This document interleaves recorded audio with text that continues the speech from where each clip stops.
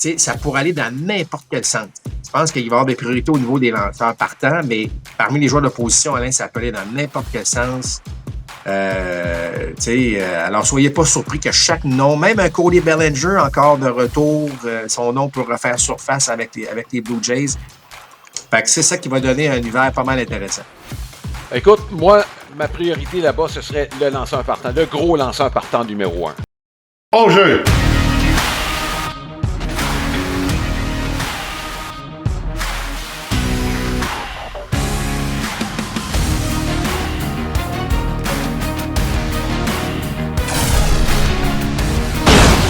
Deuxième prise! Compte complet! Le balado Côte complet est présenté par Plan de match à Boucherville et au Saguenay, votre centre d'entraînement et boutique de baseball avec cage de frappeur intérieur et lance-balles. Fier partenaire de votre passion. Et Lesters, maître du smoke meat et des hot dogs depuis 1931. Voici vos animateurs, Alain Usereau et Mark Griffin. Bienvenue à Compte complet, Alain Usereau et Mark Griffin. On n'est pas tout à fait en vacances, d'ailleurs, ça bouillonne 12 mois par année dans le monde du baseball. Donc, on est avec vous pour parler un petit peu de l'actualité baseball. Avant ça, Marc, faut que je te demande, est-ce que tu es revenu de ta série mondiale? Écoute, je la trouve encore un peu cruelle du côté des Blue Jays. Écoute, Alain, t'as pas regardé ça de n'importe quel angle. Tu peux pas passer plus proche de remporter une série mondiale. Tu sais, Varsho l'avait au bout du bâton, balle en jeu, c'était terminé. Rappelle-toi le jeu de Connor Falefa avec sa course du 3e au marbre. Je veux dire, c'est quelque chose qui peut faire mal, mais en même temps, Alain, j'ai l'impression que les Blue Jays vont être très agressifs cet hiver. On aura la chance d'en rediscuter là, durant le balado, mais c'est ça. Écoute, les Dodgers l'ont gagné. Je peux pas leur enlever ça. Mais je trouve ça, tu sais, j'imagine dans l'organisation des Blue Jays, dans les bureaux, on doit se dire ça n'a pas d'allure.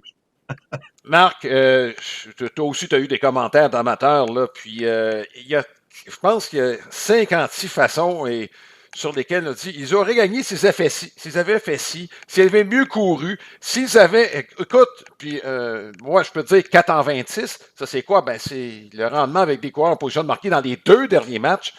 Je peux tourner ça de bien des façons, Marc, puis te dire, ben oui, il aurait pu gagner de 56 000 façons, puis malheureusement, ils n'en ont pas trouvé et une. Alain, mettons que les Blue Jays l'emportent, là. Mais toi, du côté des Dodgers, alors on n'a pas fait ci, si on avait fait ça, tu sais, je veux dire, il y a eu des jeux du côté des Dodgers où c'était, tu sais, surprenant, là. Tu regardes la façon, parce que Ernie Clement a frappé cette balle-là, pourquoi les Vultures jouaient rapprochés? On n'a pas Il y a tant quelqu'un qui a frappé tombé au gaz. on n'a pas tant frappé que ça, là, du côté des Dodgers. On aurait pu commencer à blâmer des gars. Bon.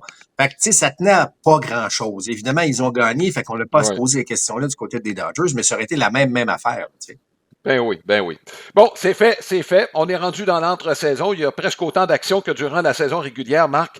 On va commencer par ce qui est tout chaud. Au cours des dernières heures, il y a eu une transaction. C'est quand même une transaction importante entre les Orioles de Baltimore et les Angels de Los Angeles. Les Angels qui ont laissé partir un gars qui a de la puissance. Les Angels ont frappé beaucoup de coups de circuit au cours de la dernière saison, Marc. C'est une des équipes qui en a frappé le plus. Malheureusement, pas beaucoup de courants sur les sentiers quand on frappait la longue balle. Taylor Ward s'en va à Baltimore en retour de Grayson Rodriguez. C'est pas parce qu'on a un surplus de lanceurs partants chez les Orioles. Remarque, il y en a quelques-uns qui sont revenus tardivement en saison. Est-ce qu'on se fie là-dessus? Il faut croire que oui. Moi, c'est la façon dont je l'ai vu, Marc. Comme, bon, les Angels, on l'a mentionné, surplus de coups de circuit, sans courage sur les buts. Ça fait combien d'années qu'on a besoin de lanceurs qui lancent des manches, là? Mais c'est ça l'affaire. C'est que là, on jette les dés chez les Angels. Écoute, c'est sûr que si tu regardes le besoin de chacune des équipes, c'est une bonne transaction. Tu l'as dit, là, on a besoin de manches lancées, on a besoin d'un peu de puissance là, du côté des Orioles. Ça, c'est correct. Je regarde Taylor Ward, devient joueur autonome après la saison prochaine, Alain. Ouais. Alors que tu échanges un lanceur de 26 ans. Je le sais qu'il a été blessé. Moi, j'ai plus l'impression qu'on n'aime pas... En tout cas, ça, c'est vraiment une impression. J'ai pas de preuve de rien, mais tu sais, peut-être qu'on voit mal le fait. Est-ce qu'il n'est pas rétabli comme on pensait? Est-ce qu'il y a quelque chose derrière? De toute façon, bon, peu importe. Mais tu comprends là, que si Grayson Rodriguez est en santé, Alain, il est le numéro 1. Là. Ah oui, Fait que, oui. tu sais, alors, je sais pas. Je pense qu'il pourrait avoir un avantage là, du côté des Angels si jamais Rodriguez se développe comme il se doit. On verra ce que ça va donner, mais ça m'a surpris. Moi, ça m'a surpris. Pas en lien avec les besoins de chaque équipe, mais ça m'a surpris de laisser aller un Rodriguez. Selon moi, il y a peut-être des informations qui nous échappent à ce niveau-là.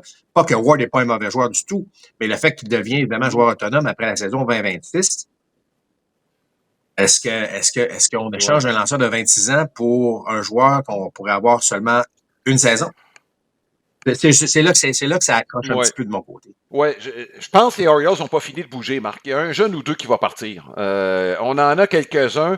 3 de leurs 4 premiers prospects, Marc, sont sur le bord d'être un baseball majeur. Basayo, Marc, on lui a déjà donné un contrat de plusieurs saisons. Lui, il va être avec l'équipe l'année prochaine. Au champ centre, on va donner des chances à Bradfield, je pense, Enrique Bradfield, qui n'a pas encore joué dans le baseball majeur, mais qui est tout près, Marc. Sa rapidité, son jeu en défense et son bras sont ses principales qualités. Donc, va probablement remplacer Cedric Mullins, Exact. qu'on a laissé aller.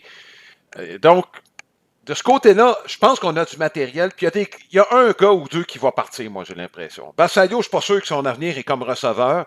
Il y en a qui pensent que Adley Rutschman pourrait être disponible parce que Basayo, ce que tu as vu de Basayo, Marc, c'est pas sûr, hein? Ben, écoute, tu l'as dit, on lui a donné un contrat, on a vu des choses certainement du côté de Baltimore. Alors, comme frappeur. Exact. Alors, on va laisser un peu le temps aller. Je pense pas qu'on devrait échanger Rutschman tout de suite, là, avec ce qu'on a vu. Mais moi, je trouve ça bien. Je trouve ça bien quand même que Baltimore décide de bouger, Alain. On a, de toute évidence, un très bon noyau. Il faut faire quelque chose avec ça. Il faut que ça produise quelque part. J'ai hâte de voir à quel point on va dépenser. Il y a les rumeurs aussi que Pittsburgh est prêt à dépenser pas mal d'argent. On va y revenir aussi. Mais alors, on verra ce que ça va donner. Mais je suis d'accord. On restera pas de même. Là. Il va y avoir quelques mouvements de personnel du côté de Baltimore, Alain. Surtout, tu regardes ce qui se passe dans la division Ouest américaine. Les Yankees vont être de retour. Les Blue Jays vont probablement dépenser encore. Les Red Sox sont là. Alors, si tu regardes passer à parade, Alain, ça marchera pas. Là. Puis on peut dire la même chose des Angels. Là. Il y a une porte qui s'ouvre. Là. Houston perd de gros morceaux. Encore. Valdez s'en va. Puis tu as Altuve qui vieillit. Il y a une porte qui va peut-être s'ouvrir. Seattle va peut-être rentrer dedans à Texas. Une équipe qui vieillit, Marc. On l'avait prévu l'année passée.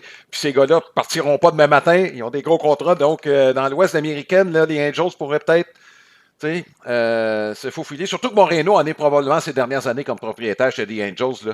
Là. Puis lui va peut-être vouloir éventuellement. Et peut-être le retour d'Anthony Randa.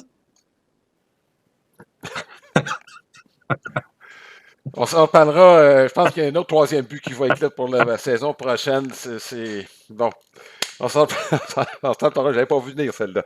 Bon, Marc, il y a 4 joueurs qui ont, avant de passer aux joueurs autonomes, il y en a 4 qui s'étaient vus offrir l'arbitrage et qui ont accepté. Moi, on s'en était parlé, Marc. Celui que j'étais pas mal certain, c'est Gleyber Torres. Moi, j'aurais été très surpris qu'il y ait davantage que ça. Mais de toute façon, l'an prochain, il n'y aura pas besoin de passer par ce processus-là. Il va être complètement libre l'année prochaine s'il décide de redevenir joueur autonome. Donc, je pense que ça ne le dérange pas trop. Imanaga et Woodruff, 2 gars qui ont fini la saison, disons-le, de façon pas très forte, donc reviennent pour se refaire. Là, Trent Grisham, Marc, est-ce que ça peut changer des plans des Yankees de New York? Parce que leur Bellinger, semble-t-il qu'il y avait un intérêt commun, mais si Grisham est dans le portrait, ça veut dire quoi, ça? Ben, premièrement, tu sais qu'il y a 4 joueurs qui acceptent l'offre de la sorte. C'est un record. Là. Dans la même année, je parle. Là. Écoute, s'il y en a habituellement 1 ou 2, le maximum par année là, qui acceptent cette offre-là, parce qu'évidemment, tu sais, puis juste en passant, là, j'ai vu des titres passer, Beau Bichette n'accepte pas l'offre qualificative. Écoute, non, ça c'est vraiment, là, c'est de l'administration. On va dire ça de même, là, c'est de l'administration. C'est juste parce que si on le perd, ben au moins on aura Ouais. un choix au repêchage. Juste pour Si je peux ajouter, Oui, oui, vas-y, si je Alain. peux ajouter, Marc, c'est juste la nouvelle, c'est pas ceux qui ont refusé, c'est ceux qui ont accepté. Exactement, exactement. Donc, c'est ça. Alors, moi, effectivement, moi, c'est Grisham pas qui me surprend, en fait, moi, ça me surprenait qu'on lui avait fait cette offre-là. Pour être bien honnête avec toi, là. Oui. Et là, est-ce qu'on s'est fié à sa saison dernière en se disant, ben là, il y a une grande valeur, quelqu'un va aller chercher, on va avoir un choix en retour. Je ne sais pas qu'est-ce que les Yankees ont pensé, mais qu'il l'accepte, lui, de toute évidence, adore jouer avec les Yankees, veut rester avec les Yankees. Mm-hmm. Je sais pas, tu sais, c'est quand même 22 millions, Alain, là. Tu sais, je sais que les Yankees ont de Oui. l'argent, mais je suis pas certain que ça va changer les plans initiaux, mais ça va peut-être changer le budget. Si on veut vraiment garder Bellinger, puis il est dans les plans, ben, on va offrir à Bellinger pour le garder. Je ne pense pas que ça va changer les plans à ce niveau-là, mais c'est juste que ça peinture un petit peu dans le coin les Yankees à ce niveau-là. Oui, ben Marc, je pense qu'on avait la même lecture du marché de Trent Grisham. Malgré la saison qu'il vient d'avoir, là, je suis pas sûr qu'on était pour se lancer à sa poursuite là, dans le marché des joueurs autonomes. Puis Grisham, visiblement, a eu la même lecture. Moi, du côté des Yankees, c'est juste, là, tu ramènes Grisham. Là, Jason Dominguez, quand est-ce qu'on va lui donner un poste partant régulier? Puis si, à un moment donné, tu ramènes Bellinger, ben tu le mets au premier. Ben Rice, tu n'es pas content de ce qu'il a fait pendant la saison dernière? Est-ce que tu veux te retrouver avec 2 receveurs qui frappent de la gauche? C'est pour ça, là, Non. Écoute, t'as le jeune Jones. Est-ce que tu lui donnes une chance En plus, aussi? non, oui, lui, il n'y a pas d'affaire en 3A, Marc. Bon. À moins d'avoir un camp d'entraînement absolument horrible, mais il n'y a plus d'affaire dans le 3A, Spencer Jones. Là. Fait que, tu sais, il va, tu sais, ça va. Moi, c'est un drôle de dossier. Je te dis pas que ça va compliquer tellement les choses, mais c'est un drôle de dossier. Puis, effectivement, je pense que tu as raison. L'agent de Grisham, on a fait le tour, puis on s'est dit, ouf, le marché est peut-être pas aussi bon qu'on pensait. 22 millions, t'aimes jouer pour les Yankees, on reste là. Ben, tu sais, pour vous dire, c'est un record d'avoir 4 joueurs à l'accepter de la sorte. Écoute, je regardais la dernière fois qu'il y a eu 3 joueurs, c'était en 2015. Depuis ce temps-là, Alain, c'est 1 ou 2 joueurs. Et parfois, évidemment, il n'y en a aucun. Oui. Moi, je me rappelle. Te rappelles-tu de Francisco Rodriguez? Ben oui. Les Brewers de Milwaukee ne voulaient pas le revoir. Tu comprends? C'est pas un gros marché et tout ça. Lui offre l'arbitrage, devient joueur autonome. Oups! Il accepte! Les Brewers étaient pris avec. Écoute, puis. Habituellement, tu y vas avec, un peu comme Beau Bichette. Aussi, vous allez plus loin, là, pour les plus vieux. Là. Rappelez-vous la vente de feu des Expos. Là. On n'avait pas offert de qualificative à Larry Walker. Ben oui. Parce qu'on ne voulait pas qu'il l'accepte, parce qu'on n'avait pas les moyens de le payer. Alors, quand Walker est parti comme joueur autonome avec les Rockies, les Expos n'ont rien reçu en plus. Donc, c'est un peu ça. Donc, c'est souvent le joueur, tu sais, qui s'en va sur le marché des joueurs autonomes. Pas dire qu'il ne part pas officiellement, il peut revenir et il signe avec ton équipe, mais il y a de l'intérêt un peu partout. Alors que, tu sais, même pour un gars comme Woodruff qui a montré l'année passée, Alain, qu'il était revenu, je comprends qu'il a été blessé, mais les lanceurs sont tellement rares. Un gars qui aurait peut-être pu aller chercher un contrat de 2 ou 3 ans, c'est souvent ce que tu veux faire, chercher un contrat à plus long terme. Il a quand même décidé de rester avec l'organisation. Alors, est-ce qu'il y a eu le fait que, tu sais, lui, il a réhabilité avec l'organisation, il est là depuis longtemps, il voulait rester. Tu sais, il y a un paquet de facteurs aussi dans ces décisions-là. Là.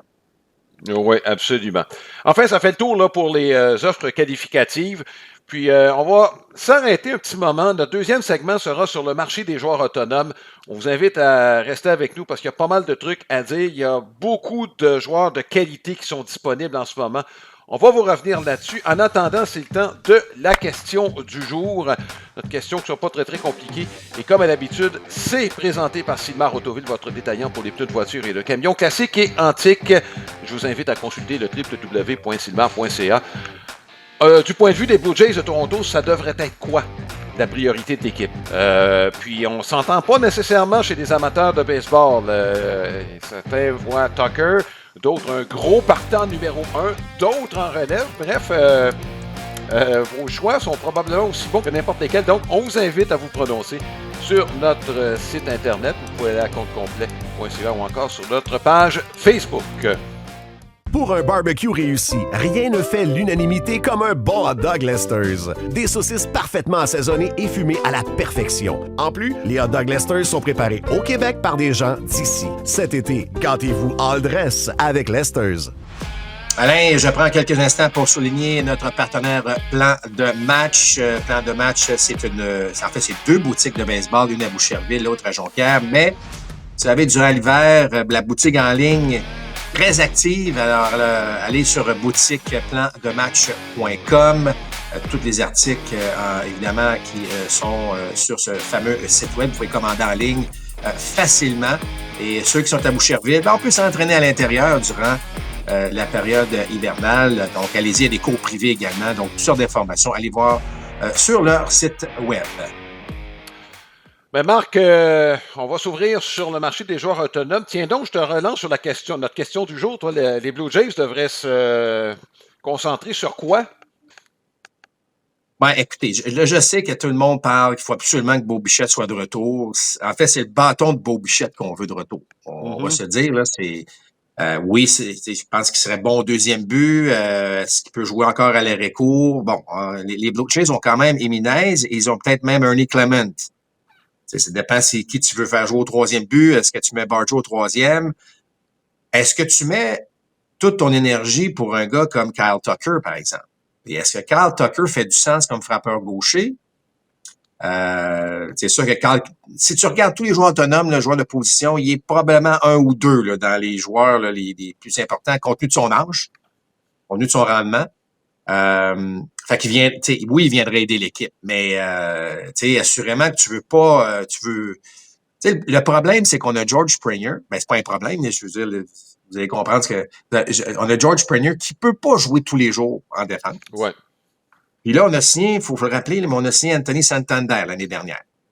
Alors, lui aussi, il est là. Il est frappeur ambidex, frappeur de puissance. Il va falloir qu'il joue là, à un moment donné. Alors, tu le mets où? Tu le mets au champ droit? Est-ce que tu le mets au champ gauche pour signer Kyle Tucker que tu mets au champ droit? Parce que toi, ton frappeur de choix va être plus souvent autrement George Springer. Alors, c'est pas si simple que ça. C'est ce que je veux dire. Il y a des solutions, par contre. Si c'est Bichette qui est de retour, ben, un Barger peut jouer au champ extérieur, même si je l'aime, personnellement, je l'ai mis au troisième but. Oui. Donc, il y a quand même des options intéressantes. Mais il faut qu'un gars comme Santander soit en santé. Au salaire qu'on lui donne, il faut qu'il produise davantage. Et là, et Alain, si tu amènes un frappeur gaucher, qu'est-ce que tu fais avec Varsho? Et Varsho, est-ce qu'il perd un peu sa valeur? Est-ce que tu le gardes? Bon, il y a quand même pas mal de scénarios possibles. Inévitablement, il faut parler de lanceurs avec les Blue Jays, lanceurs partants. Je sais que Yacevic va être là toute la saison, mais est-ce qu'on peut réellement faire confiance à un Berrios l'année prochaine? Pas sûr nécessairement qu'il est dans les plans. Gausman, 1 an de plus, je pense qu'il est capable d'en donner d'être un excellent lanceur partant, évidemment. Mais ça reste que, c'est ça. Fait que moi, ça serait plus à ce niveau-là. Je sais qu'on entend même parler le nom d'Edwin Diaz avec les Blue Jays. En fait, tout joueur autonome, là, Toronto est un gros marché. Oui. Alors, Los Angeles est un gros marché, New York est un gros marché, Toronto est un gros marché. Les Blue Jays avaient la 5e plus haute masse salariale. Ils vont être encore dans le top 5 l'année prochaine, même si le gros contrat de Vlad Guerrero commence. Ouais. Ils ont les moyens. Alain, on l'a dit tantôt, on a goûté à cette série mondiale-là, on a passé si près, on a le noyau encore. On va refaire les efforts. C'est-à-dire qu'on va redépenser, on va essayer d'avoir de dépenser. Alors, ça pourrait aller dans n'importe quel sens. Je pense qu'il va y avoir des priorités au niveau des lanceurs partants, mais parmi les joueurs de position, Alain, ça peut aller dans n'importe quel sens. Alors, soyez pas surpris que chaque nom, même un Cody Bellinger encore de retour, son nom peut refaire surface avec les Blue Jays. Fait que c'est ça qui va donner un hiver pas mal intéressant. Écoute, moi, ma priorité là-bas, ce serait le lanceur partant, le gros lanceur partant numéro 1. Dans un monde parfait, ce serait Framber Valdez qui serait la cible numéro 1. Par contre, Marc, on en a déjà parlé, ce qui est arrivé en fin de saison, est-ce que ça va faire reculer certaines équipes? J'ai l'impression que ça va faire baisser un petit peu sa valeur. Si Michael King, Marc, est à 100%, moi, je l'aime beaucoup. Je l'aime beaucoup. Je l'amènerais. Suarez, qui est capable de lancer pendant une saison complète. Regarde son rendement depuis le début de sa carrière dans le baseball majeur. Là. Il a été très bon à chacune de ses saisons. C'est juste que de lancer 30 départs, c'était ça qui était son défi. Il y a quelques options, mais tu sais, on n'a pas, chez les Blue Jays, je vais parler de la section dans laquelle on joue, là, on n'a pas ce Garrett Crochet. On n'a pas même ce Max Fried ou même Garrett Cole qui devrait revenir. Puis si je vais plus loin, Marc, dans la mesure où il va revenir, on n'a pas de Shane McClanahan. Tu sais, qui n'a presque pas lancé depuis 2 ans, qui, à un moment donné, va revenir. On espère que ça va être l'année prochaine. On n'a pas cette locomotive-là pour tirer le reste. Gausman s'est bien comporté, mais je ne pense plus qu'il soit rendu là. Donc, moi, je pense que c'est un gros morceau qui manquerait chez les Blue Jays de Toronto. Puis peut-être en relève, tendez d'en chercher un. Je sais qu'on a associé Fairbanks et Diaz. Est-ce que Suarez, pour 1 an, ça pourrait être une autre option? Diaz et Fairbanks, on s'entend, là, c'est les 2 plus gros noms pour plus qu'1 an. Il y a quelques vétérans qui pourraient intéresser. Suarez, Jansen, probablement. Mais je pense que le partant numéro 1, Marc, c'est là. Mais je suis d'accord avec toi sur un point. On va être actif. On va être actif, puis peut-être même sur le marché des échanges. Et compte tenu des noms qui ont été mentionnés, moi, je ne suis pas sûr que Dalton Varsho va être avec les Blue Jays au début de la prochaine saison. Ouais, moi aussi, je ne suis pas certain à ce niveau-là. Avec Bieber, Bieber qui a accepté l'offre, ça, c'est intéressant. Ça donne quand même une belle profondeur déjà. Là, et si tu ajoutes évidemment un lanceur partant de premier plan, ça va déjà donner une très, très bonne rotation. Mais je reviens au point de Valdez que tu as fait, Alain. On a vu, là, je veux dire, là, plus que jamais, l'esprit d'équipe, il y a quelque chose de fort. Là. Dans les 3 dernières années, là, tout le monde parle de ça. C'est que donc, d'amener un gars comme Valdez qui n'a pas une super réputation, il y a des équipes qui vont être extrêmement prudentes avec un gars comme ça. Il va falloir lui parler, puis si on veut vraiment l'avoir et le mettre sous contrat, il va falloir vraiment être en mesure de lui faire comprendre que là, tu t'en viens ici, mais c'est différent ici. Ça peut arriver, là. Ça peut, moi, j'ai pas de problème, un gars peut changer. Mais c'est sûr que si sa valeur est moindre compte tenu de ce qui s'est passé, ben il y a des équipes qui vont sauter là-dessus, là. Ça, c'est clair. Bon, Marc, on va faire le tour je pense, le joueur autonome numéro 1, je pense, c'est Kyle Tucker. Tu sais, on regardait la grosse majorité des joueurs autonomes, Marc, disponibles. L'âge commence par un 3. C'est pas compliqué, là. Tucker est une exception qui est tout près de 30 ans. Le plus jeune, en fait, c'est Beau Bichette. Exact. C'est Beau Bichette qui serait peut-être le plus attrayant, mais ce ne sera pas comme joueur d'Areco, selon moi, pour l'équipe qui va l'embaucher. Mais je pense dans l'ensemble, ce gars-là, Kyle Tucker, regarde, il va aller chercher le gros lot. Avec qui? Là, est-ce que les Cubs vont délier les cordons de la bourse pour aller le chercher? C'est pas un petit marché, là, les Cubs à Chicago, là. Mais il me semble que ce serait déjà fait. Dans son cas, où va-t-il se retrouver? Là, je ne pense pas que les Yankees, ça va être de ce côté-là. Les Yankees, il faut donner de la place, comme tu le mentionnais, à Spencer Jones. On a déjà Dominguez qui attend, Dominguez qui attend son tour depuis une couple d'années. Là, quand tu enlèves les Yankees, c'est sûr que ton levier principal, faire augmenter le salaire, tu ne l'as plus. Là. Donc, il reste quoi pour Kyle Tucker? Ben, écoute, premièrement, tu as Kyle Schwarber aussi. Je veux juste dire Schwarber parce que c'est 2 frappeurs gauchers. Je sais que Schwarber est un frappeur de choix, là. Mais ça reste que si une équipe est bien intéressée à un gars comme Tucker, puis on n'est pas capable de mettre sous contrat, on a peut-être Schwarber. Si Schwarber signe avant, là, ça peut peut-être devenir intéressant, là. Mais Alain, bon, tu n'as pas le choix de regarder les gros marchés. Donc, est-ce que les Dodgers ont un intérêt pour aller un gars comme, faut que tu commences de même. Là. L'équipe qui a le plus d'argent, là, ou qui dépense le plus, ben, ce sont les Dodgers. Est-ce que Kyle Tucker pourrait être quelque chose d'intéressant du côté des Dodgers? Bon, on a Teoscar Hernandez qui est encore là cette année. Est-ce qu'on est prêt à changer un Teoscar pour l'amener au champ gauche puis amener un Carl Tucker au champ droit? Je vous dis que ce n'est pas impossible, loin de là. Ouais. Je sais qu'il y a des équipes, j'en ai parlé tantôt, mais des équipes comme les Pirates de Pittsburgh, il semble qu'ils veulent dépenser, il semble qu'ils étaient vraiment sur Josh Naylor. Mm-hmm. Après, Naylor a décidé évidemment de signer son contrat avec les Mariners. D'ailleurs, moi, je pense que c'est une très, très bonne mise sous contrat. Naylor a été excellent avec Seattle. D'ailleurs, il a vraiment apprécié son séjour là. Tu vois parfois une transaction en milieu de saison, puis là, soudainement, le gars découvre un milieu extraordinaire, veut y rester. On peut parler de Shane Bieber avec les Blue Jays aussi, là, entre autres choses. Fait que ça peut changer la donne.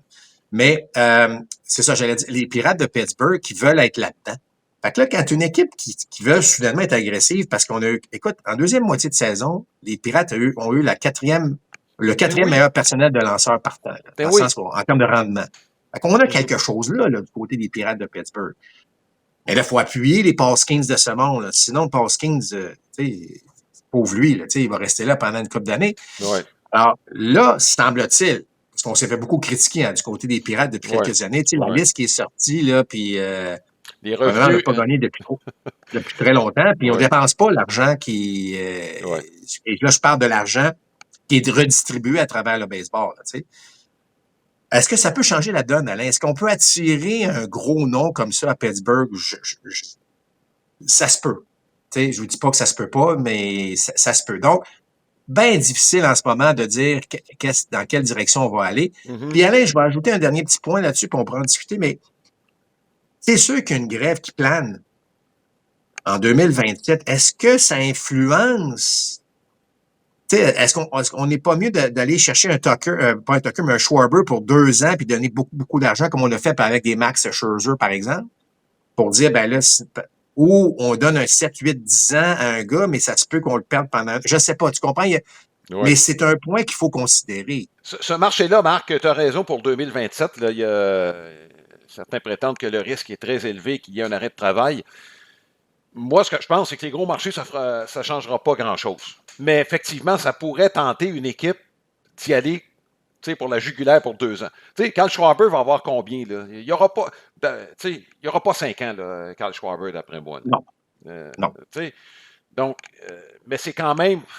C'est un bâton qui est intéressant pour quiconque va l'avoir dans son équipe. Puis Pittsburgh, effectivement, va encore avoir un excellent personnel de lanceurs l'année prochaine. Jared Jones devrait revenir. Moi, je l'aime beaucoup. Devrait revenir, appuyer Paul Skeens, comme s'il en avait besoin, tu l'as mentionné, on a très bien lancé cette année chez les Pirates. Un bâton ou 2 de plus, si on avait repêché mieux, on ne serait pas dans le trouble tant que ça, là. Je pense à Henry Davis. Mais pense à une équipe comme les Reds. Imagine-toi un Carl Tucker qui joue à Cincinnati avec un stade qui favorise les frappeurs. Pour avoir des statistiques incroyables, lui, à Cincinnati. Les Reds qui sont sur le bord, là, il y a quelque chose. On était en série cette année. Francona qui est là. Est-ce que, il me semble qu'il manquait un petit peu de, ce gros coup de bâton-là aussi. Alors, on a un bon personnel de lanceurs. Hunter Green était de retour en fin de saison. Est-ce que Saint-Louis peut pas arriver et dire, pas Saint-Louis, mais Cincinnati, dire, hey, écoute, nous autres, là, Carl Tucker, là, c'est lui qui va nous faire tourner le coin? Oui. C'est le fun. Un marché qui est bien le fun à ce niveau-là. Écoute, je vais parler des releveurs, Marc. On sait qu'aux dates limites de transaction, c'est à peu près ce qui est le plus en demande, des bras en relève. Je pense qu'il y a un consensus. Diaz, Fairbanks, c'est les deux. Une sous-question, Marc. As-tu été surpris que les Rays laissent aller Fairbanks? Je pense que c'est à peu près 11 Non, moi, Non? Ben, j'ai senti à la fin de l'année, Fairbanks a eu quelques sorties coup-ci, coup-ça en fin d'année. C'est comme si là, écoute, c'est le gars que ça fait le plus longtemps qui était dans l'organisation, là. J'ai comme senti qu'il allait avoir une séparation. Juste pour ça, là, je vois les matchs en fin de saison, puis je sais pas, il y avait quelque chose qui, il y a peut-être un moment donné, là, que pour le bien des deux, là, du côté de l'organisation et de Fairbanks, fallait changer d'air. Moi, j'avais comme cette impression-là. C'est pour ça que j'ai pas été surpris. Mais ça reste un releveur de qualité qui devient disponible. Et effectivement, pour pas trop cher, entre guillemets, on aurait pu le garder. Mais je pense il y avait un petit divorce là, qui se préparait à ce niveau-là. Les Rays ont de cette façon, Marc. Tu te rappelles quand on avait liquidé, puis le mot n'est pas trop fort, tous ces frappeurs de puissance là, autour de 2017-2018, sans rien obtenir ou à peu près en retour. Puis Ouais. là, on fait la même chose avec Pete Fairbanks. Moi, j'ai été surpris. Tu prends son option, puis à 11 millions, il y a une équipe qui va le prendre là, dans une transaction, mais notre 40 est déjà plein. On a effectué quelques transactions, Marc. On a quelques bons bras, dont Eric Horsey, qu'on a laissé aller. Moi, je trouvais que c'était un bon bras à travailler, mais le 40 était déjà plein chez les Rays. On prépare quelque chose encore, c'est sûr, de ce côté-là pour nous surprendre. Là. Mais ça, Alain, tu fais bien de le souligner. Tu sais, la liste des 40, Ouais. des organisations qui sont remplies de joueurs d'avenir, là, puis que tu ne Sont... veux pas perdre parce que ça fait un petit bout de temps qu'ils sont dans le baseball mineur, puis tu veux les mettre sur la liste des 40 pour les Ouais. protéger. C'est ça, parfois, qu'il y a des décisions qui sont déchirantes. Puis, d'ailleurs, on a soumis les équipes ont dû soumettre Ouais. la liste. Ouais. Et c'est pour ça qu'il va y avoir le fameux repêchage, ce qu'on appelle le Rule 5. Là. Ouais. Il y a des joueurs parfois intéressants là-dedans. Là. C'est clair, parce qu'il y a des équipes qui sont prises avec des décisions là, qui sont... il y a des fois que tu te dis, tu sais, le 39 puis 40e, la différence entre ton 39, 40, 41, 42, là, il est pas énorme souvent. Fait que tu as deux joueurs que tu risques de perdre, évidemment, sur ce fameux repêchage. J'ai vu des noms là-dedans. Il y en a un que j'ai pas pu autrement penser à toi quand je l'ai vu, Christopher Morel, justement, avec les Rays, qui est sur cette liste-là. Michael Tolia, il y a 2 ans, qui a très bien fait, ancien joueur de première ronde des Rockies. Il est disponible si quelqu'un veut le prendre. Non, puis d'autres joueurs autonomes vont s'ajouter, Marc. Des joueurs à qui on ne voudra pas donner l'arbitrage. Eux autres aussi vont s'ajouter à la liste des joueurs autonomes cette année, Marc. Moi, j'ai l'impression que ça pourrait faire baisser le marché. Mais là, la question que je vais te poser, je te parlais des releveurs. Après Diaz et Fairbanks, là, j'ai une petite liste devant moi. Là. Puis là, des gars qui ont été numéro 1 quand l'année 2025 a commencé. Suarez à San Diego. Pas jeune, mais il est disponible. Devin Williams. Ça a été coup-ci, coup-ça avec les Yankees. Helsley. On sait comment ça a été avec les Mets, mais c'était le meilleur releveur en 2024 dans la Ligue nationale. Kenley Jansen. Il a eu une très bonne saison, lui, avec les Angels. Et qui a perdu déjà 19 livres, semble-t-il, depuis la fin de la saison pour se préparer pour l'année prochaine. Ça fait juste 6 semaines que la saison est finie. Comment il a fait ça? Bon, enfin. Il y avait un surplus, j'imagine. C'était quoi la technique Nado? C'était quoi Oh, il y avait toutes sortes d'affaires, là. Oui, il y avait ça, entre autres, là, puis il y avait toutes sortes de potions magiques, là. Mais toujours est-il, dans le lot, Marc, est-ce qu'il y en a un, à ton sens, qui pourrait faire l'affaire? Il n'y a pas quelqu'un qui va avoir des contrats à long terme, là, dans ce groupe-là. Ben, écoute, c'est tous des joueurs que tu as nommés, Alain, qui sont mystérieux, quelque part. Puis ils ont tous quelques, tu sais, on vient de parler de Jansen qui perd du poids. Est-ce que ça va être bon pour lui? Moi, le gars que je cibrerais, puis je sais que les partisans des Mets vont dire pardon, mais tu sais, Ryan Helsley, là, moi, là, il me semble qu'il coûterait pas si cher que ça. Puis, mais là, bon, évidemment, ça a été désastreux, là, puis je pense que le mot est même pas trop fort, là, avec les Mets. Tu sais, ça dépend, là, t'es où? Est-ce que tu es prêt à payer un Edwin Diaz? Ou si t'as pas, tu veux pas aller si loin que ça, ben moi je trouve que ça peut être une option intéressante. Lui, c'est clair qu'un changement d'air. Tu l'as dit, Alain, pas plus tard que 2024, c'est un de tes meilleurs releveurs. Fait que ça fait pas 3-4 ans. Là. Fait que ça devient intéressant. Tu sais, c'est sûr que tu as parlé de l'âge. Devin Williams, c'est pas vieux. C'était un petit peu mieux en fin de saison, mais est-ce que les frappeurs, finalement, n'ont pas trouvé la solution face à lui? Moi, c'est plus. Ouais. C'est plus ça qui m'inquiéterait dans le cas de Devin Williams. Ouais. C'est le même âge, Mark Williams, que Ryan Helsley. Les deux sont du même âge. C'est tous des droitiers. J'ai fait le tour un petit peu des gauchers. Marc, il y a un nom intriguant, c'est Sean Newcomb, qui a été excellent avec les A's d'Oakland. C'est un autre ancien choix de première ronde. Il y a eu des controverses hors terrain à un moment donné. C'est à partir de là que ça a commencé à mal aller pour Sean Newcomb. Mais là, l'échantillon, tu sais, c'est une demi-trois-quarts de saison avec les A's. Je m'excuse d'avoir dit Oakland, là, on va les appeler les A's. Est-ce que... Écoute, le potentiel est là dans le cas de Newcomb, mais il y a plusieurs équipes qui se sont cassées la margoulette, dont les Red Sox de Boston. T'en penses quoi, toi, de ce dossier-là? Moi, je le trouve intriguant. Tu parlais de... Parce qu'il était très bon avec les Aces. Ben oui, Alain, mais tu sais, on pourrait parler de Luke Weaver, on pourrait parler Ben oui. on pourrait parler d'Iglesias, on pourrait parler, tu sais, je veux dire, Ouais. il y en a pas mal, là, des gars qui sont disponibles, puis qui sont intrigants. Il y a Ouais. quelque chose là, tu sais, Mais- Newcombe, Mais pas potentiellement. pas beaucoup de pattes gauche. C'est ça mon Ça, point. c'est vrai. Ça, Tu sais? c'est vrai. Mais je reviens à ta question. Tu sais, on a parlé de Williams. Tu as dit qu'à même âge, Williams et puis Hazley. Hazley lance 100 000 à l'heure.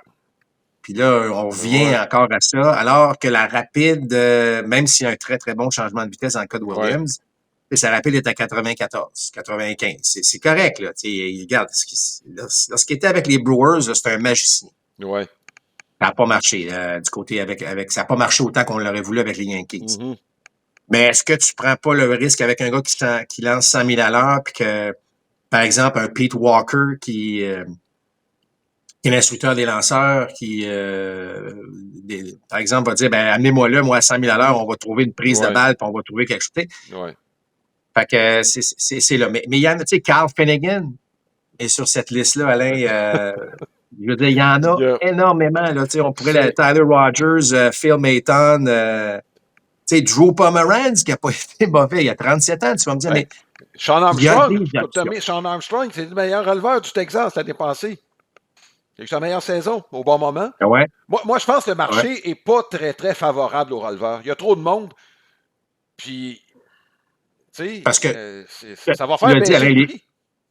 Les gauchers, là, il n'y en a pas une tonne. Là. Il y a Tilbar, il y a des gars comme Ferguson, mais tu comprends que c'est pas des numéros 1. Là. Ça, c'est des gars que tu vas signer là, au début du camp d'entraînement parce qu'à un moment donné, là, tu te dis, j'ai besoin d'une petite patte gauche à gauche. Alors, mais il y a beaucoup de joueurs, Alain. Il y a beaucoup de joueurs sur le marché. Puis tu as raison de mentionner qu'il y en a d'autres qui vont s'ajouter.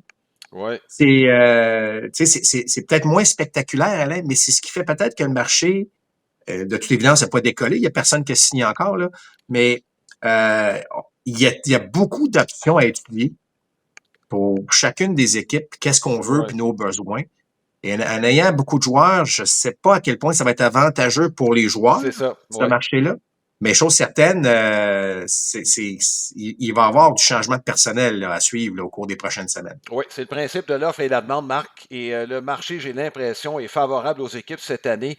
Puis on l'a mentionné, il y a des joueurs admissibles à l'arbitrage. Il y en a d'autres qui vont s'ajouter au marché des joueurs autonomes. Donc, tu sais, les équipes, surtout, on parlait des Pirates tantôt, vont peut-être attendre de regarder, on va regarder, voir s'il n'y a pas des choses intéressantes là-dedans. Moi, je pense cette année, là, les équipes sont favorisées compte tenu du surplus de joueurs. Je ne parle pas de l'élite, là. Tucker va ramasser son argent. Là. Je pense que c'est lui qui va ramasser le gros lot. Mais pour les autres, là, ça se pourrait qu'on ait des plans A, B ou C, et particulièrement en relève. Bref, ce sera fort intéressant, mais je pense que ça ne bougera pas tant aussi longtemps que les joueurs ne s'ajouteront pas, ceux qui sont admissibles à l'arbitrage. La carte de baseball de la semaine, c'est une présentation de carte-dépôt.ca. C'est votre détaillant de cartes sportives et non sportives. Plus de 60 000 articles en vente sur eBay. Une cote parfaite de satisfaction. Notre dévolu, c'est sur un joueur qui est né à Montréal. Oui, Pete Ward. Peut-être le plus méconnu des joueurs québécois qui ont fait le baseball majeur. C'est un joueur de position. Dans les années 60, il y en a eu plusieurs qui ont fait le baseball majeur dans la cuvée de Claude Raymond. Pete Ward est un. Il y a Tim Harkness aussi qui a été un joueur de position qui a fait sa marque. Ward, très jeune par contre, a suivi son père qui a déménagé de Montréal, ça c'est après la Deuxième Guerre mondiale, jusque dans l'Ouest américain. C'est là où il a vécu principalement. Pete Ward est arrivé dans les années 60. Il a eu une très très belle carrière. Son père en passant, lui aussi c'est un athlète de haut niveau. Il a joué dans le sport majeur, pas au baseball, au hockey. On comprendra, il venait de Montréal. Donc lui s'est adonné au hockey. A déménagé dans l'Ouest pour être entraîneur au hockey. Quant à Pete Ward, écoute, c'est un joueur de troisième but qui a eu une très très belle carrière courte avec les White Sox de Chicago. Son MPP+, pour l'ensemble de sa carrière, de 62 à 70, 115. C'est pas très spectaculaire comme MPP global, vous allez me dire, 7,47. Il y a deux facteurs, Marc. Le Comiskey Park, le vieux Comiskey Park, était un cimetière de frappeurs. Puis Puis dans les années 60, tu as déjà vu aussi les années 60, Marc, c'était pas les meilleures années pour les frappeurs. Avec le monticule qui était à 15 pouces là, au-dessus du sol. D'ailleurs, en 68, on a mis ça jusqu'à un niveau quand même exagéré. Bref, les frappeurs de 300, il y en avait peut-être un peu plus qu'aujourd'hui, mais ils n'étaient pas légion. En 68, d'ailleurs, Karl Jastremski a gagné le championnat des frappeurs avec une moyenne de 301. Bref, c'était une belle carrière d'un Montréalais qui est peut-être un petit peu oublié, Marc, dans l'histoire du baseball, Pete Ward. Quant à la carte comme telle qu'on vous présente, c'est celle de la série Topps numéro 85. Puis on peut voir, là, c'est un joueur étoile en 63, raison pour laquelle on le voit. Ici, c'était au début de sa carrière comme joueur avec les White Sox de Chicago, comme je le mentionnais, 3e but. 2 saisons de 20 circuits. C'était à ses 2 premières saisons dans le baseball majeur. 2e comme recrue de l'année en 1963. C'est notre portrait de la semaine dans le cadre de notre carte de la semaine. Le baseball, c'est plus qu'un divertissement. Après des mois d'inactivité, on veut bouger sur des terrains de balle. Rendez-vous au baseballquebec.com. Débranche tout et on va jouer dehors. Ce sera ton été de baseball. C'est le temps de vous inviter, surtout les jeunes, à la lecture. Et nous vous invitons à lire les livres pondus par notre bon ami Bob McDuff. Allez sur son site internet www.baseballbob.ca et écoute, son dernier bébé, c'est un livre à colorier. Évidemment, il y a toute une série, il y a un livre qui est sorti plus tôt cette année. Il y en a 4 au total avant ce livre à colorier. Vous pouvez vous les procurer. Encore une fois, invitation à aller sur le site internet de Bob McDuff, www.baseballbob.ca. Notre profil cette semaine, c'est un des joueurs qui ont été récompensés pour leur travail en fin de saison. Drake Baldwin, le receveur des Braves d'Atlanta. Marc a profité d'une blessure pour commencer la saison avec les Braves d'Atlanta, puis il n'a pas donné le choix aux Braves. On va le garder finalement, puis regarde, c'est la recrue de l'année dans la Ligue nationale, c'est toute une histoire. C'est un bon athlète, originaire du Wisconsin. Marc, on a fait une petite enquête et les chances sont assez élevées qu'il ait joué au hockey contre Cole Caulfield. Ils sont à peu près du même âge et Baldwin était un joueur d'élite au hockey. Donc, il a choisi le baseball, visiblement a fait le bon choix. Je le verrais avec son gabarit, moi, comme attaquant de puissance ou encore défenseur robuste. Bref, c'est quelqu'un qui s'est démarqué donc dans plusieurs sports. C'est le cas de la plupart des athlètes, Marc, de haut niveau. Il faut bien le mentionner, là. C'est des athlètes d'abord et avant tout et qui choisissent un sport par la suite.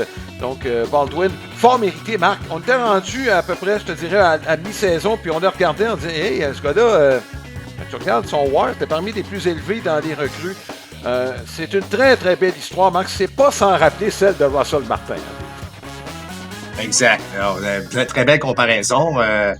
Mais tu l'as dit, c'est drôle, hein? Lorsqu'un gars comme ça est nommé recrue de l'année, le fameux débat revient encore. Est-ce que jouer d'autres sports de façon compétitive, c'est ce qui aide au développement? Quand je parlais à Baldwin, il va vous dire, hey, moi, le hockey m'a beaucoup aidé dans mon attitude au baseball, dans ma façon de faire.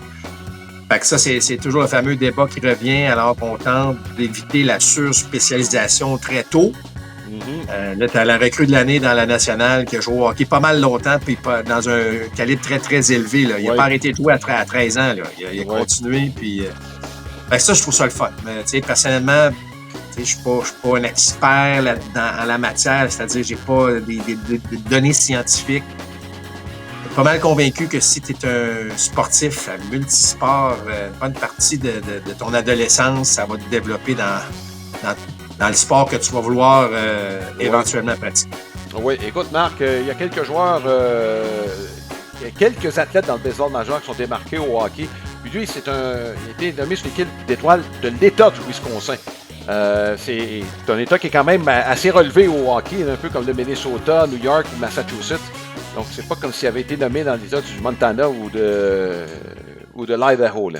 Donc, félicitations à Drake Baldwin, la recrue de l'année. Marc, on l'avait vu venir. On va justement parler un petit peu des honneurs qui ont été distribués en fin de saison. Dans le cas de la recrue de l'année, il n'y avait pas vraiment de surprise dans l'américaine. Je pense que celui qui aurait voté contre Nick Kurtz aurait peut-être eu besoin d'une visite chez le médecin là, pour... en tout cas, peut-être faire revoir son accréditation comme votant. Nick Kurtz, quel début dans le baseball majeur quand même. Là. puissance pure. Je veux dire, c'est beau à voir. Tu sais, je veux dire, lui, c'est pas ce qu'on appelle, c'est pas des wall scrapers. Là, c'est pas des balles qui frappent, tu sais, qui passent toujours juste par-dessus la clôture. Il a frappé des bombes toute l'année, une puissance et une constance, Alain. Une puissance et une constance tout au long de l'année. Non, il n'y a pas vraiment eu de surprise, Alain, dans les choix. Il y a toujours le fameux débat, est-ce que c'est Aaron Judge, est-ce que c'est Cal Raleigh dans l'américaine, à titre de joueur le plus utile. Mais sinon, pas vraiment de controverse là, dans les choix cette année là, parmi les meilleurs. Oui. Est-ce que Raleigh est encore ton choix, Marc? Oui, Raleigh était mon choix. C'était mon choix. Bon, regarde, ça se défend. Et puis encore une fois, là, je me répète, là, j'adore Aaron Judge, puis dans le sens que, tu sais, je veux dire, il le mérite. Là. Mais mon choix aurait été vers Cal Raleigh. Puis je peux revenir là-dessus rapidement, mais les receveurs, puis le baseball, c'est ça. Je pense que s'il y a une année où un receveur probablement aurait dû l'avoir, c'est bien l'année dernière. Mais bon, ceci étant dit, je peux rien enlever à Aaron Judge. Oui. La même chose Garrett Crochet, Marc. Screwball, là, c'était le débat principal, Crochet, Screwball. Ça avait été Crochet. Je pense qu'il n'y a pas grand monde qui aurait qui serait sorti en disant que c'était injuste. Là. Puis les deux gérants, c'est les deux mêmes que l'année passée. Donc, la première fois que ça arrive dans l'histoire du baseball. Tu sais, faut-il le dire, Alain, les votes sont faits avant les séries. Oui. Alors, tu sais, même si John Schneider a amené les Blue Jays pas mal plus loin, ça ne comptait pas parmi. C'est un titre pour la saison régulière. Alors, donc c'est pour ça, tu sais, je sais qu'il y a beaucoup de gens qui ont dit, hey, comment ça que c'est pas Schneider? Puis, tu sais, Schneider a fait du très, très bon travail, là. Il n'y a pas de doute cette année, là. Tu sais, même si on l'a critiqué, il a amené son équipe là. Mais Steven Voigt, tu regardes le classement, là, puis perdre 2 joueurs pour, des raisons hors terrain, dont ton releveur numéro 1, puis quand même, en tout cas, tu sais, je veux dire, tout le monde a des bons dossiers, tout le monde a des bons arguments dans ces situations-là. Oui. Écoute, on va parler des gérants. Il y en avait quand même quelques-uns. Il y avait quelques équipes, en fait, qui avaient des ouvertures. Il y en a encore une mais il fallait évidemment régler chez les Rockies le dossier du 2e étage. On pourrait y revenir. Mais chez les gérants. Bon. Regarde. Ça s'en va d'un côté, puis de l'autre, j'ai de la difficulté à trouver des tendances sérieuses, moi, dans les choix. Certains sont allés pour la continuité, d'autres sont allés chercher dans ce qu'ils connaissaient déjà. Je pense aux Twins du Minnesota avec Shelton. On le connaissait déjà, il avait été dans l'organisation. Dans certains cas, on est allé à l'intérieur de l'organisation sans vraiment expérience. Kurt Suzuki, Craig Stammen. C'est difficile de se retrouver là-dedans. C'est des philosophies d'entreprise, carrément. Ben, c'est ça, Alain. Je pense que c'est la beauté de la chose. Tu sais, tu veux pas être pareil. Tu veux pas avoir 30 organisations qui font les mêmes affaires. Fait que ça, je trouve ça très, très bon. Beaucoup d'audace de la part des Giants avec Vitello. Moi, je trouve que ça, c'est audacieux, mais ça pourrait vraiment donner des bons résultats. On sait que ça a été un entraîneur de carrière au niveau du baseball universitaire américain. Donne un gros contrat. Écoute, tu regardes, on voit avec, tu sais, Abernaz avec les Orioles, c'est un jeune de 43 ans, puis Blake Butera avec Washington, 33 ans. Fait que tu vois que là, on s'en va complètement ailleurs à ce niveau-là. Walt Weiss du côté des Braves, ben là, c'est un gars de 61 ans qui est là depuis longtemps, puis bon. Fait que tu sais, puis tu as parlé de Craig Stammen avec les Padres, qui, écoute, était joueur, t'as l'impression qu'il était joueur cette année, là, tu sais, tellement. Oui, ça fait 2023 qu'il a pris sa retraite, là. Ça fait 3 ans. C'est ça. Non, mais tu sais, j'ai l'impression, moi, quand Stammen a été nommé, du coup, non, il joue pas encore, lui. C'est ça. Alors, mais tu sais, sans aucune expérience de gérant. Aucune, là, vraiment aucune. Alors, c'est ça qui est le fun. Je trouve ça bien. C'est audacieux parfois. Tu sais, chaque organisation, chaque directeur général se dit, ben là, nous, on veut aller vers cette philosophie-là. On met l'importance sur quoi? Ben, on veut un jeune qui vient juste de jouer puis qu'on veut qu'il apporte ça. OK. Les Braves avec Antopoulos, non, on va avec le vétéran Walt Weiss. On veut poursuivre, on a aimé ce qu'on voyait, je sais pas. Bon, tu sais.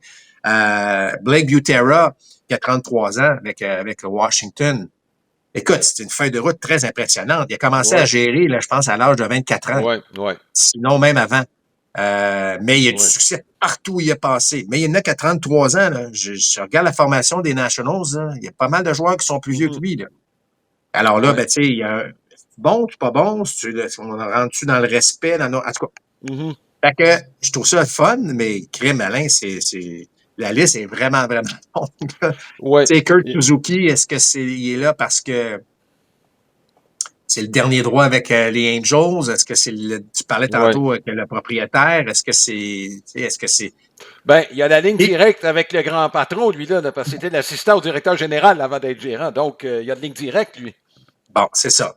Puis là, la question que moi je me pose, c'est que Albert Pujols, Ben, c'est ça. C'est bon, une des questions que je vais qui te a poser. fait ses classes au niveau du baseball d'hiver en République dominicaine, entre autres choses, qui a eu une entrevue de près de 9 heures avec les Padres, puis finalement, on voit un gars qui n'a aucune expérience comme gérant. C'est correct, je dis pas qu'un est moins bon que l'autre, mais ça en dit quoi, Alain, sur le gars qui s'en va se faire les dents un peu? C'est Tu ça. sais, je veux dire, Albert Pujols, carrière exceptionnelle, ça ne veut pas dire que c'est un bon gérant, même s'il a une bonne carrière, mais t'allais faire ses dents en République. Il a connu beaucoup de succès, d'ailleurs, à ce niveau-là. Puis là, il n'est pas considéré dans tous les choix. Tu sais, si jamais tu étais gérant de carrière, puis je pense que c'était cette année, si tu voulais avoir un emploi compte tenu de Ben tous oui. les changements qu'il y a eu, là, tu n'es pas choisi. Ça dit quoi sur ce qui se passe à l'intérieur dans cette planète baseball-là, présentement? Oui, le rôle de gérant a beaucoup changé, Marc. Le gérant, en fait, dans le baseball mineur, professionnel, là, je parle, je pense son rôle, il fait davantage partie du réseau de développement de l'équipe.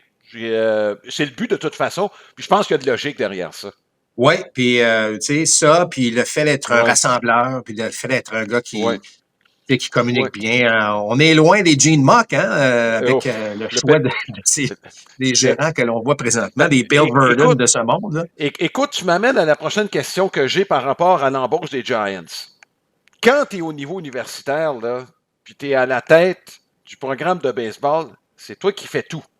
Tu t'occupes du recrutement, tu t'occupes de. Tu sais. Ouais, t'as de l'aide un peu. T'as de l'aide un peu. Tu as de l'aide un peu, mais c'est toi qui es le grand Manitou quand même. Ouais. C'est toi qui prend pas mal des décisions qui s'imposent à tous égards. Quelle attitude aura-t-il avec les Giants de San Francisco? Moi, c'est vraiment. Je serais intéressé de savoir le rôle qu'on va lui donner. Oui, ben, il est gérant, mais au-delà de ça, est-ce qu'il aura son mot à dire dans le développement des joueurs? Je ne sais pas. Parce qu'il arrive dans un environnement où on le sait, c'est complètement différent. Puis il n'y aura pas, évidemment, le dernier mot là, dans toutes les décisions. Là. Non, mais tu sais, écoute, j'aime ce que Buster Posey fait présentement. Ouais. Je vais faire confiance à Buster Posey à ce Mhm. niveau-là. Tu sais, dans le sens probablement qu'on a répondu à toutes ces questions-là, Alain. Oui, c'est ça. Je serais curieux de savoir c'est quoi.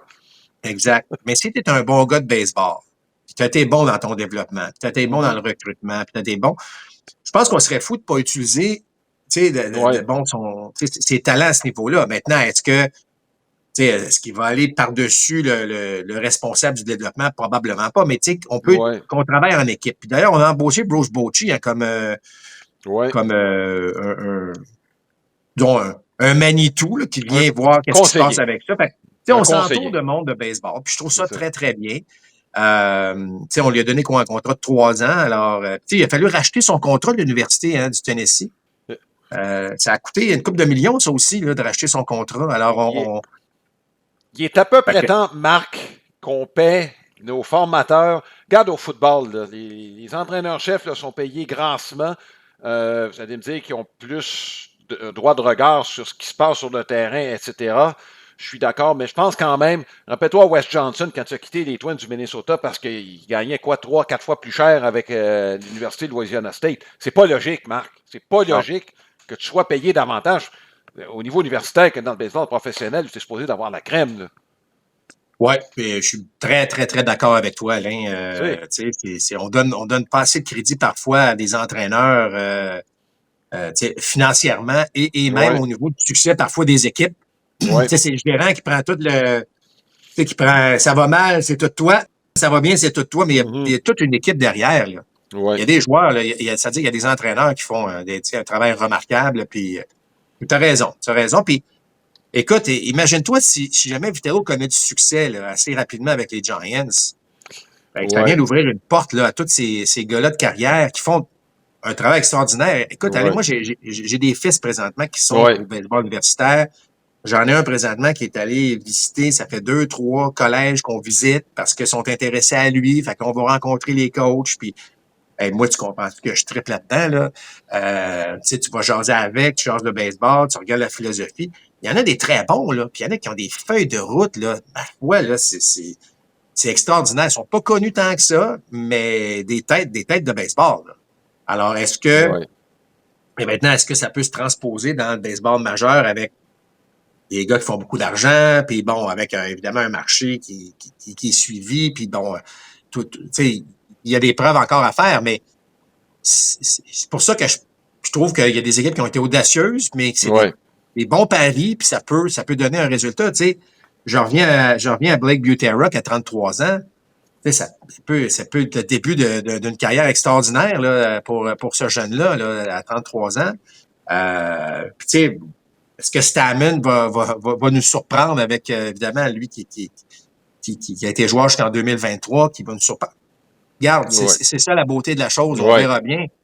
Rappelle-toi, lorsqu'Aaron Boone avait été nommé à la tête des Yankees, il parlait de nos studios de diffusion, Alain, là, il parlait il partait des ESPN, puis il s'en allait directement sur le terrain, pas passer par les ligues mineures, là, Aaron Boone. Ça avait été critiqué beaucoup, puis regarde, qu'il soit bon ou pas bon selon les partisans des Yankees, il est encore là. Oui, absolument. Marc, écoute, ça va être intéressant ça de surveiller toutes ces équipes là, qui ont de nouveaux gérants. Comme je le mentionnais, il y a une équipe encore à déterminer. Ce sont les Rockies du Colorado qu'on devait régler, évidemment, le deuxième étage. Paul de Potesta, un des héritiers de Moneyball là, qui est responsable maintenant du deuxième étage. Donc, on peut deviner un peu où on va s'en aller du côté des Rockies, peu importe qui va être là. Dernière chose, Marc, on a des candidats pour le prochain vote au Temple de la Renommée. Il y a 2 noms, moi, je trouve intéressants. Il y en a un troisième qui me fait titiller. C'est 3 joueurs de position. Là, j'exclus tous ceux qui ont été soupçonnés ou qui ont été pris pour dopage, là, parce que autrement, on les mettrait demain matin. Là, je pense entre autres Manny Ramirez puis Alex Rodriguez. Carlos Beltran, Bobby Abreu, puis Andrew Jones. On fait quoi avec ces 3 gars-là? Ben, il y avait une couple qui ont passé, tu sais, Andrew Jones, passé bien proche l'année passée, Beltran aussi, là. C'est ces 2 gars, là, Alain, qui, on pourrait les voir passer, Alain. C'est pas une cuvée, tu sais, qui arrive, là, avec une panoplie, là, de noms, là, tu sais, bon. Fait que oui, mais moi, je pense qu'Andrew Jones, Alain, puis bon, Beltran, il était excellent, puis partout où il est passé, surtout lorsqu'il était acquis, Alain, pour la date limite des transactions, on dirait qu'il amenait toujours son équipe, tu sais, en série, puis il faisait le travail. Mais moi, ce que j'aime du dossier d'Andrew Jones, Alain, c'est Colin, ce gars-là là, a sauvé, tu sais, défensivement, il a été tellement bon. Il a été tellement bon puis pendant longtemps. Puis tu sais, moi, je prône ça. Le baseball, ça se joue des 2 côtés de la balle, comme on dit. Là, les lanceurs, ça, c'est un aspect, mais les joueurs de position, et je parle pas des frappeurs de choix, je parle des joueurs de position. Et on suit tout le temps, ouais, mais il n'a pas frappé ici ou il a fait ça. Oui, mais il a peut-être pas frappé autant, mais défensivement, ça compensait pas mal. Puis je trouve que Jones, à ce niveau-là, mériterait sa place au Temple de la Renommée. Oui, il a un très, très bon dossier. Selon plusieurs, c'est le meilleur dossier de tous, en raison de sa contribution combinée défense-attaque. Moi, la carrière de Bobby Abreu, Marc, m'impressionne vraiment. Là, c'est un modèle de constance. Il n'était pas mauvais en défense non plus. C'était pas de la même catégorie. Là. C'était pas un voltigeur de centre. Mais c'était pas... Tout comme Carlos Beltran, d'ailleurs. C'est des joueurs, Marc, lui, tu le mettais dans la formation, tu savais ce que tu étais pour avoir au bout de la saison.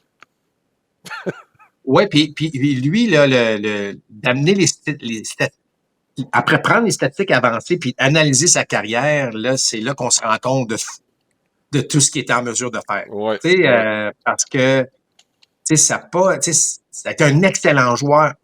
Tu sais, puis moi, tu fais bien de le mentionner. Moi, je mets beaucoup, beaucoup d'importance, Alain, sur la constance à long terme.